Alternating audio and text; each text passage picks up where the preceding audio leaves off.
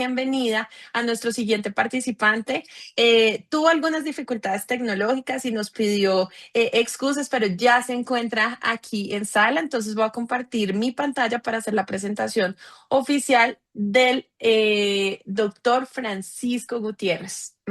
Creo que salió a manera de, permítanme un segundito, que creo que salió a manera de, pena con ustedes, Listo. ahora sí, perfecto. Ahí ya lo ven a manera de presentación, sí. El doctor Francisco Gutiérrez es director global de Medicina y Salud de Sintana Education en USA, médico cirujano de la UNAM, maestría en finanzas de salud de Johns Hopkins University. Tiene 20 años de experiencia en educación de profesionales de salud. Manejó operaciones en 25 países con más de 250,000 alumnos en escuelas de salud, fundador de 22 facultades de medicina en el mundo y profesor invitado de Harvard University desde el año 2000. Con esta breve presentación del maravilloso perfil del doctor Francisco, le damos la bienvenida, doctor. Muchísimas gracias por acompañarnos en este tercer programa panamericano de alta gerencia. El auditorio es suyo, por favor. Muchas gracias, doctora Rincón. Un placer estar con ustedes. Estoy participando por tercera vez en este curso de FEPAFEM, así que estoy muy feliz y también apenado de no haber podido estar en tiempo, pero aprecio mucho el haber escuchado al doctor Castro porque en ocasiones anteriores también he aprendido bastante de él, así que fue bueno y le agradezco al doctor Castro tomar mi horario. Así que por todo eso, bueno, agradeciendo a FEPAFEM, especialmente a la nueva mesa directiva, ¿verdad? Doctor Podestá, doctora Whelan, el doctor Núñez, todo el grupo que está a cargo ahora de FEPAFEM, y sé que el grupo que dejó la conducción de la federación está también bien involucrado. Y este grupo selecto, porque es un grupo selecto que nos acompaña hoy, es para mí es un honor conversar con ustedes. Sé el nivel de influencia que tienen por su papel dentro de sus asociaciones o federaciones y por tanto todo el trabajo que hagan y todo el legado que podamos dejar con algunas ideas seguramente puede ser empleado. Y también sé también que están en camino a esta reunión de Colombia del próximo año. Yo creo que hay mucho por construir. Yo tengo la bendición de trabajar en muchas partes del mundo y puedo comparar por regiones. Y les puedo decir que América Latina en general, no por separarlo de Estados Unidos y Canadá, sino por el trabajo distintivo de la federación y sus propias asociaciones, es siempre, en mi opinión, muy superior a que hacen otras federaciones y otras asociaciones en cuanto yo veo el material, el tipo de reuniones y el tipo de convivencia y trabajo como el que está aquí con nosotros. Eh, yo quiero comenzar y voy a hacer una presentación un poco que pudiera ser un poco vamos a decir así, controversial o desafiante, pero también el propósito es no ver láminas y seguir acumulando solamente sesiones con slides, ¿no? Y eso siempre nos cansa, sino dejar un poco una reflexión para todo este grupo que está aquí conduciendo el destino de la salud de nuestra región, ¿no? Y esa idea que tanto en el grupo anterior como ahora con la conducción del doctor Podestá me han pedido, ¿no? Que hable un poco del contexto global, tendencias y movimientos emergentes. Y como sé que tengo enfrente personas que están dentro de las análisis de tendencias y movimientos, mis láminas son bien rápidas en la cuestión de cuáles son lo que yo creo que está influyendo en la educación médica y de los profesionales de salud y cómo estos se reflejan en educación y lo que yo veo como desafíos importantes, ¿no? Entonces, yo siempre también utilizo comparaciones, ¿no? Y estas son comparaciones que nos hacen reflexionar sobre nuestra propia industria de la salud, ¿no? Aquí está el ejemplo, 2024, el año pasado, un avión de Alaska Airlines, ¿no? Va en el aire y de repente pierde una de las puertas, ¿no? Porque los enlaces que tenían a la puerta amarrada al avión, etcétera, no estaban. Entonces la puerta voló, básicamente. Es un incidente muy grave, ¿no? En un avión durante el vuelo. Y lo que yo destaco acá es esta respuesta del CEO de Boeing, que nos dice la compañía va a enfrentar este incidente con un 100% y completa transparencia cada paso del camino. Y trabajaremos con el regulador para ver lo que pasó. Hoy en día, este problema está olvidado. Ese problema está resuelto. No es que todo esté resuelto en la aviación, pero acá tenemos un ejemplo de transparencia, acción inmediata, acción importante, trabajo conjunto con el regulador y investigación de las causas. Lo dejo ahí de nuevo como reflexión. Y cuando vemos lo que Rand Corporation nos dice, en el 2003 y repetidamente comprueba nuestra falta de capacidad de hacer que los profesionales de salud acierten el diagnóstico en condiciones que, como ven acá en la lámina, son todas conocidas. No hay duda cómo se trata un asma, no hay duda cómo se trata una infección urinaria, no hay duda cómo se trata una hiperlipidemia.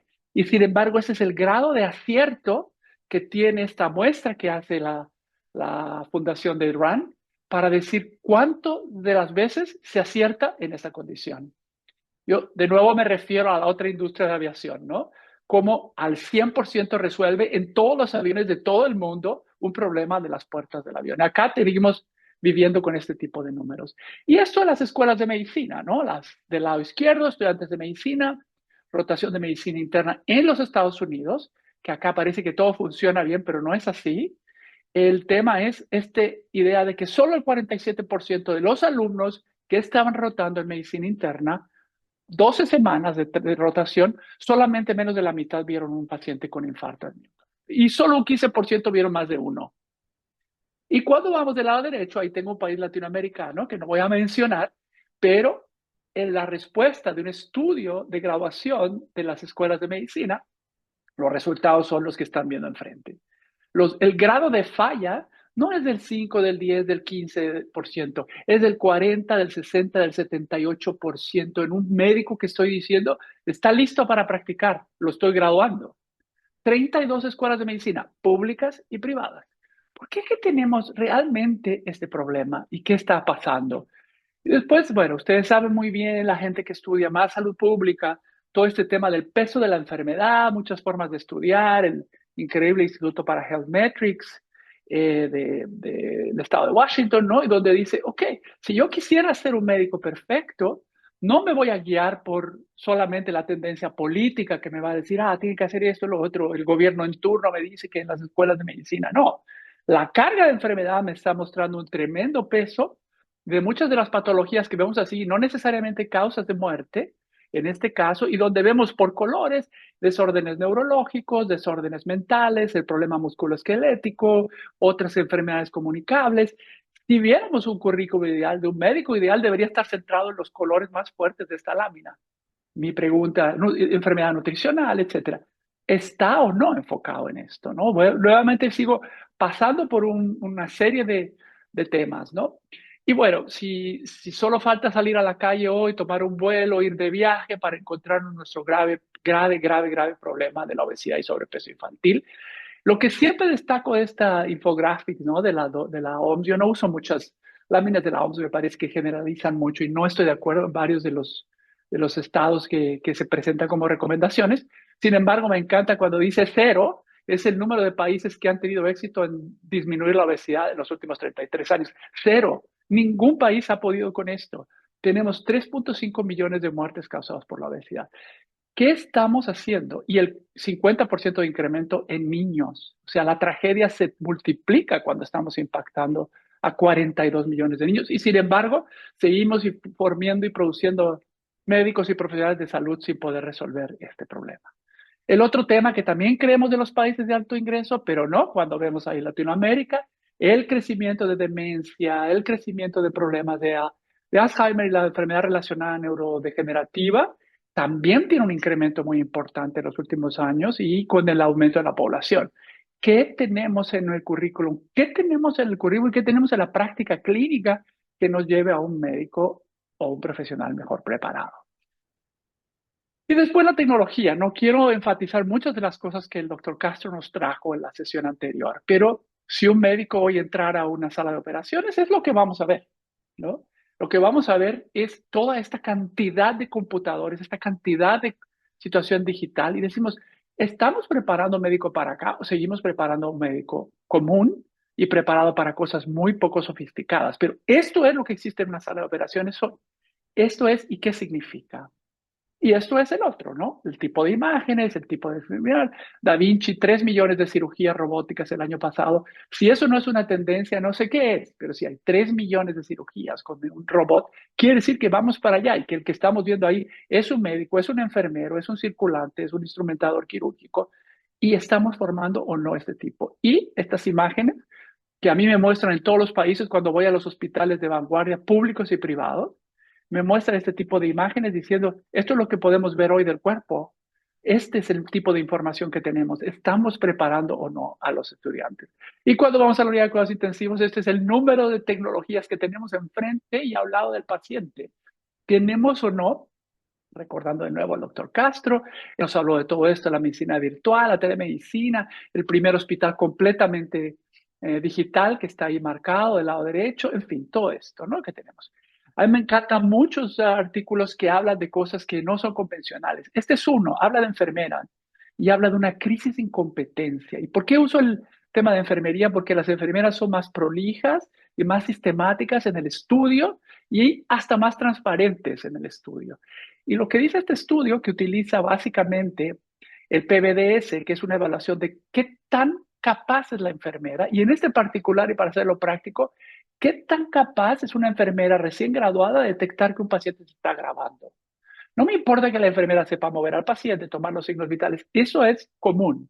Pero ¿sabe la enfermera que un paciente se está agravando? Bueno, este estudio, todo Estados Unidos, 10,000 estudiantes recién graduadas, me está diciendo básicamente una caída en la preparación de estas enfermeras, año con año y sistemática. Y la razón que da esta doctora Cábana es simple.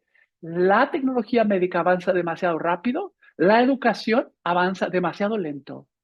No tenemos innovación, no tenemos una adopción de recursos educativos innovadores, y entonces nos está ganando terreno la tecnología.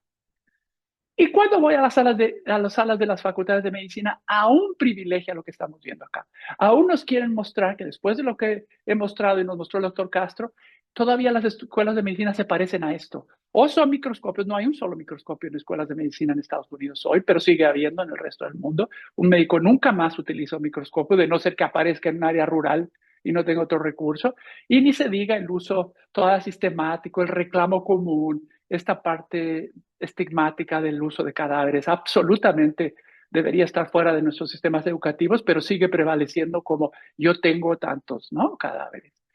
Y esta educación, ¿no? Este tipo de educación todavía privilegiando la primera slide del curso de medicina, continúa siendo el doctor Todd de Rembrandt, continúa la disección absolutamente brutal de animales, continúa todo este tipo de tecnología después de lo que nos está desafiando un sistema que 48% de las veces atino lo que va. Es la tinción de Gram, continúa siendo. La tinción de Gram debería enseñarse hoy en la educación secundaria, no debería estar en las escuelas de medicina. El trabajo, desde luego, con animales, completamente, completamente fuera de lo que debería ser la educación actual, donde no es necesario hacerlo para todo esto, ¿no? Pero seguimos haciendo como que nos viste de alguna manera de héroes el trabajar con animales y dañarlos. Y la otra parte muy importante, yo rescato otra vez del doctor Castro y agradezco el artículo que nos presenta sobre el aprendizaje de la cirugía robótica, ¿verdad? Es fantástico ese artículo, porque para mí la industria de la simulación está estancada, está convencionada, es autocomplaciente, tiene congresos que hacen 5,000 presentaciones y todas son lo mismo. Todos los lugares donde yo visito me enseñan que hacen RCP. El 98% de las condiciones de RCP deberían ser tratadas en el fuera del hospital, pero nos preciamos que tenemos centros de AJA, que tenemos centros de simulación de primera, etcétera, pero el paro cardíaco ocurre en la casa. Entonces, ¿por qué que gastamos tanto dinero y seguimos solo usando la simulación para hacer RCP o punción de brazos? ¿Por qué que no hemos explotado el resto? ¿Por qué seguimos respondiendo a una industria que produce básicamente reanimación cardiopulmonar como elemento? La educación clínica, no se diga, ¿no? Este trabajo tradicional, ¿no? De seguir al médico y tener 15 estudiantes atrás, internos, residentes, y aprender no sé qué, porque esos estudiantes de hasta atrás básicamente ni siquiera están cerca del paciente. Y eso sabemos que tenemos una crisis grave de todo este tema, ¿no? de la educación clínica. Y es donde me parece que está el centro, es el centro de nuestro trabajo. Yo trabajo con 25 facultades de medicina hoy en el mundo y nuestro principal problema es la educación clínica. Pero rescatando lo que he mostrado en las primeras láminas, les indico dónde deberíamos estar, ¿no? ¿Dónde deberíamos estar? Acá tiene una serie de cuestiones sobre tabletas digitales, sobre uso con instrumentos virtuales, sobre trabajo diferente. Ustedes ven esa escuela de medicina, es una de nuestras escuelas de medicina en Brasil, cómo están usando un sistema simple, proyección corporal, pero vean a los estudiantes su nivel de interés, comparen con esa lámina del estudiante intentando disecar un cuerpo que no parece más un cuerpo, trabajando con pacientes vivos, como el resto de sus vidas lo va a hacer, trabajando con radiología, trabajando, aprendiendo anatomía con una artroscopía visual, no haciendo la artroscopía, aprendiendo la articulación del hombro versus lo que puede ver en otros lugares. Y inmediatamente ve uno la cara de los estudiantes y el interés que tienen cuando nos acercamos a su necesidad, nos acercamos a su forma de aprender. Aquí está uno de nuestros laboratorios nuevos, tiene 35 tecnologías diferentes para aprender la estructura y función del cuerpo humano.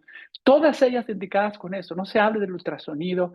El ultrasonido es el estetoscopio del presente y del futuro. Enseñemos a los alumnos desde el día uno a utilizar el estetoscopio. Cambiemos, perdón, el ultrasonido y que de aquí para adelante lo utilicen. En el principio para aprender la anatomía y después para aprender el resto. Aquí están estudiantes con tecnología del futuro, profesores con PhD en anatomía enseñando anatomía palpatoria de superficie, estudiantes enganchados en su aprendizaje, ¿no? Con todo esto, ¿no? Aquí está otra vez de nuevo, ¿no? Está aprendiendo ese estudiante, tiene 3 meses en la escuela de medicina, pero tiene su primera visión del sistema cardiovascular con ultrasonido. Mucho más útil que todo lo demás que pueda aprender, ¿no? Usamos eso también, anatomía corporal, pintura corporal para los estudiantes de odontología. Aquí están los estudiantes en estaciones, autoaprendizaje. Yo sé que todos ustedes saben del problema de atención de nuestros alumnos de hoy. No veo aquí ningún problema de atención. Es más, no veo al docente. El docente está perdido porque no se necesita, facilita la sesión. Los alumnos están encantados, enganchados con la metodología y la diversidad metodológica de este proceso, ¿no? Aquí están otros ejemplos. Son fotos casuales, pero que nos indican, hay un alumno interesado y tiene los recursos adecuados para aprender, ¿no? Y no se diga los aspectos virtuales y todo lo que hay hoy, gratuito o no gratuito, como siempre, lo no gratuito es de mejor calidad, pero bueno, hay limitaciones de presupuesto. Yo sustituyo microscopios por software y ganaría mucho más, pero mientras tanto hay muchas tecnologías que nos permiten esto, ¿no?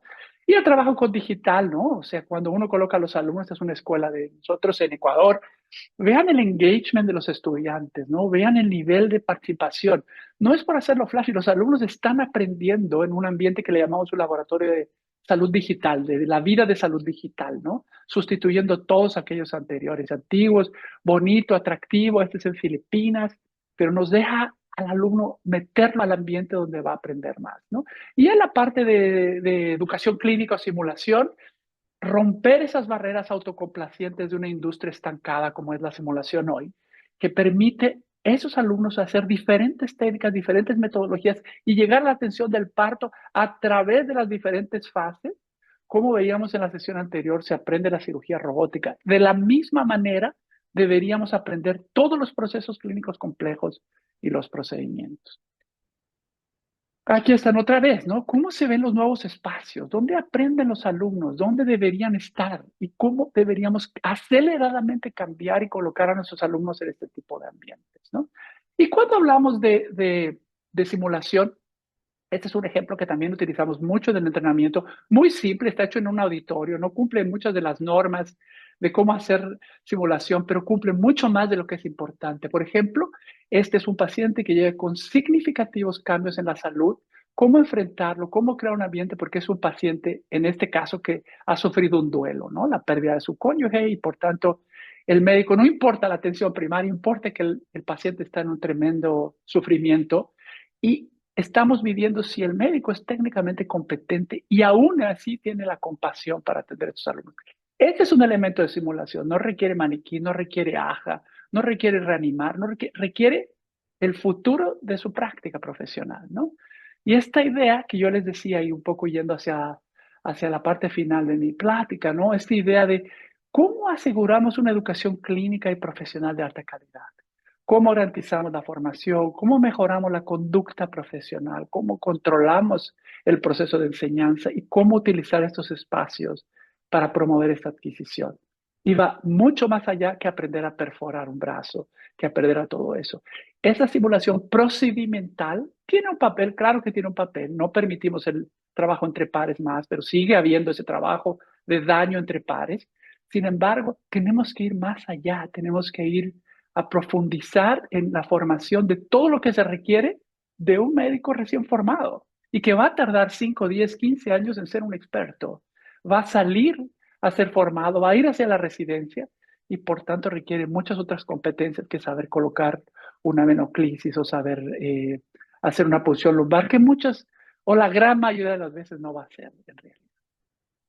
Y ahí viene todo este tema de las metodologías de educación clínica y profesional. Nosotros trabajamos con 35 metodologías de educación clínica y profesional, 35 de las cuales solo 9 son la simulación tradicional, el trabajo de procedimientos y los escenarios. Y fuera de eso hay 37 metodologías y encantado de compartir con el grupo en, en alguna otra ocasión y explorar con ustedes el trabajo que hay en la clínica de casos múltiples, en el One Minute Preceptor, en el pase de visita. ¿Cómo hacemos que un pase de visita tradicional y en el futuro de todos nosotros en la práctica nos enseñe algo? Este trabajo con la integración del cuidado, ¿no? Esa tremenda batalla. Yo ya hago interprofesional, le llaman interdisciplinar, pero no son dos disciplinas, son dos profesiones. El trabajo interprofesional, ¿cómo hago que funcione? Yo conseguí que los médicos trabajen con las enfermeras. No es eso.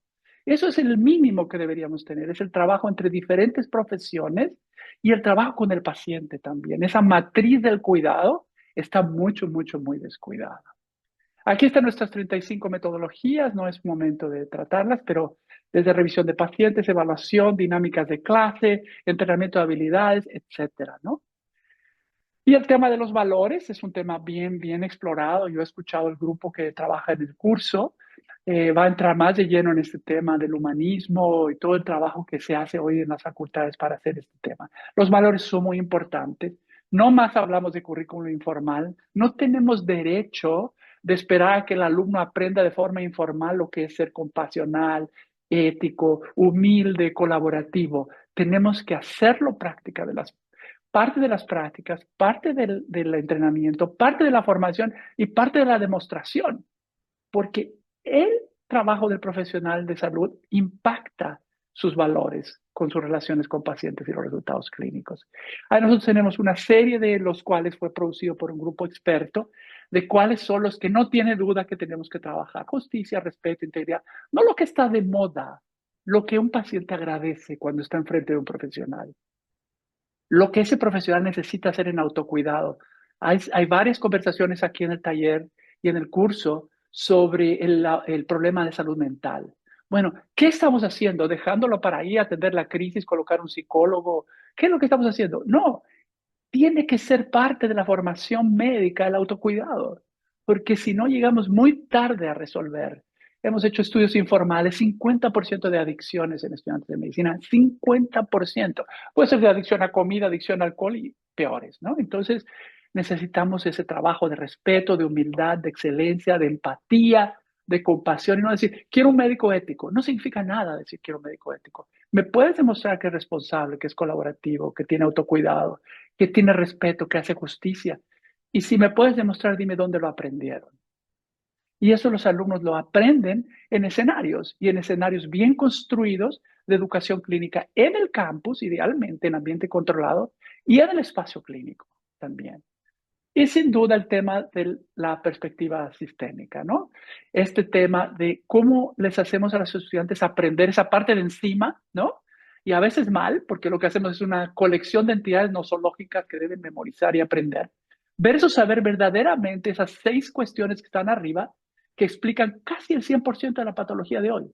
No me interesa que el alumno memorice las drogas de hipertensión. Me interesa que el alumno sepa de aterogénesis e isquemia y toda la nueva biología que hay atrás de la aterogénesis e isquemia, la carcinogénesis, hay un error, no debería decir carcinogénesis e isquemia, degeneración y muerte celular, metabolismo. Si ellos aprenden las bases, la patología, la medicación puede cambiar, pero la fuerza y la fundamentación biológica está ahí. Pero cuando pasan al espacio grande, ¿cuánto de esto estoy cubriendo? ¿Cuánto de esta perspectiva sistémica que nos hace más sanos o más enfermos? ¿Cuánto actividad física, recreación, estado mental? ¿Cuántos médicos formamos que saben investigar la calidad del sueño de nuestros pacientes? ¿Cuánto de nutrición tenemos? ¿Tenemos un cursito de nutrición en el curso? ¿O verdaderamente saben? Porque ese es nuestro grave problema. Explica 30% de la enfermedad. ¿Saben o no saber nutrición? ¿O saben bajar de peso? Eso es diferente. Familia y grupos sociales. ¿Cuántos de los pacientes, perdón, de los médicos recién graduados se gradúan y dicen, me habla un poco de su familia?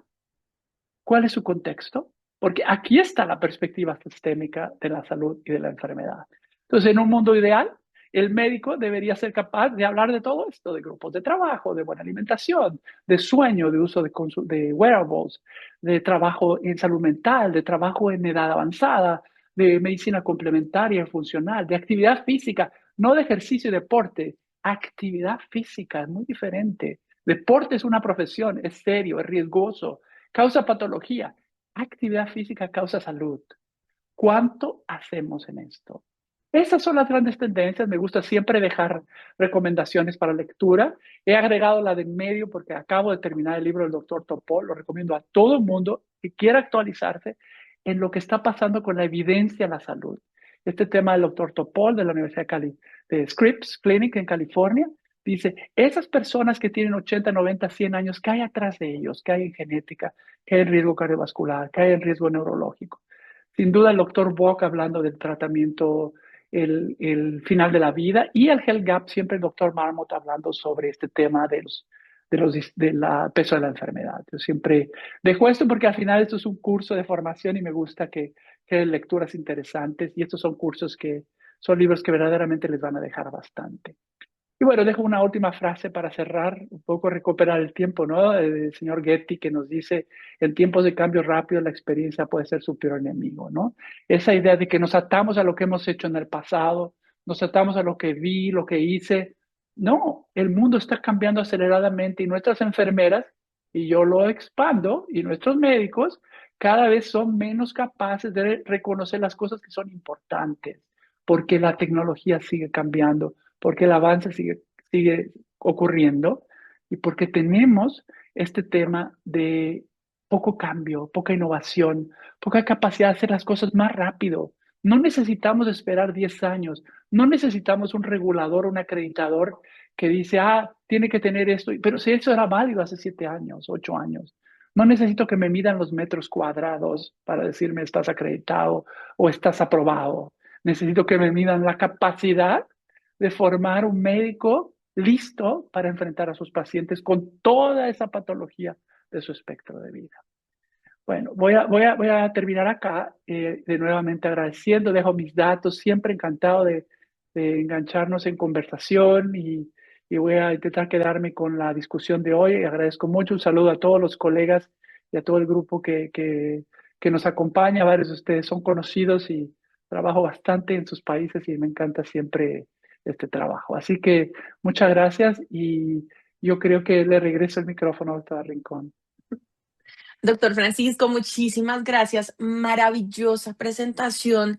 Qué cantidad de reflexiones nos deja porque estamos en una era de transformación totalmente acelerada y creo que, no sé si muchos de los que estamos acá presentes tenemos ese sentimiento y es que con la heterogeneidad en formación que hay en muchos de nuestros países, en muchas ciudades, muchas facultades pareciera que se hubiesen quedado en el tiempo. Y como que se resisten a la adopción de estas nuevas tecnologías, a entender que hay estrategias de enseñanza, aprendizaje centradas en el estudiante, a entender que debemos tener un perfil de egresado dispuesto y listo para enfrentar esos retos de atención de las poblaciones que hoy en día usted menciona. Voy a darle la palabra al doctor Mauro Mesa, quien tiene una pregunta. Doctor Mauro, por favor. Sí, ante todo, buenos días, colegas. Quería preguntar al doctor Gutiérrez, actualmente están bastante en boga, podríamos decir, se le está dando bastante énfasis a las metodologías activas en educación médica. Dentro de estas metodologías, ¿Cuál es su opinión, doctor Gutiérrez, sobre el aprendizaje basado en problemas? Gracias. Muchas gracias, doctor Mesa. Muy apropiada la pregunta. Yo coloqué ahí la lista muy rápidamente las metodologías de educación clínica y entre ellas tenemos revisión de casos clínicos, tenemos carrusel, tenemos One Preceptor, tenemos muchos muy útiles que recomiendo utilizar. El ABP está fuera de las universidades.